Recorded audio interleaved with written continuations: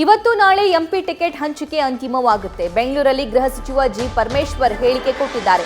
ಸುರ್ಜೇವಾಲಾ ನೇತೃತ್ವದಲ್ಲಿ screening committee 2 ಸಭೆಯಾಗಿವೆ. ಅದು ದೆಹಲಿಯಲ್ಲಿ ಸೆಂಟ್ರಲ್ ಎಲೆಕ್ಷನ್ ಕಮಿಟಿ ಹೋಗುತ್ತೆ.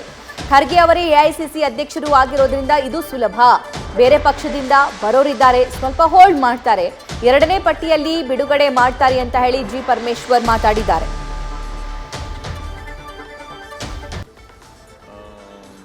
ಮೀಟಿಂಗ್ ಆಗಿದ್ದಾವೆ.